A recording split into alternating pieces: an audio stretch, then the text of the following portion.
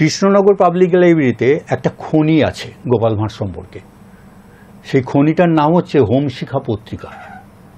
একটি ওরা বহু বছর আগে একটা বাৎসরিক সংখ্যা করেছিলেন, সেটা ডিকশনারির মতো মোটা, এতখানি চওড়া একটা বই, বহু ঐতিহাসিকের লেখা, বহু পণ্ডিত মানুষের লেখা, সবাই গোপাল ভাঁড় নিয়ে লিখছে, সবাই গোপাল ভাঁড় নিয়ে, গোটা বইটাই গোপাল ভাঁড়কে নিয়ে।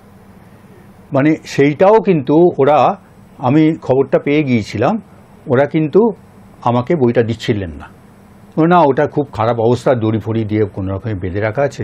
আমি বললাম বই তো বেঁধে রাখার জন্য নয়, বই তো পড়ার জন্য, এবং বই তো রিসার্চারদের জন্য। আপনারা আলমারিতে সাজিয়ে রেখে কী করবেন? এটা নিয়ে আমার সঙ্গে তর্ক বিতর্ক হয়।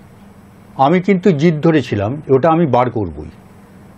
শেষ পর্যন্ত আমি ওখানকার লোকজন, মানে যারা ওখানকার খুব পণ্ডিত শিক্ষিত সমাজ, তাদের সঙ্গে নিয়ে এবং ওই লাইব্রেরিয়ানের যে লাইব্রেরি অ্যাসোসিয়েশনের যিনি কনভেনার, উনি কৃষ্ণনগরেই থাকেন, ওনাকে সঙ্গে নিয়ে আমি আসি।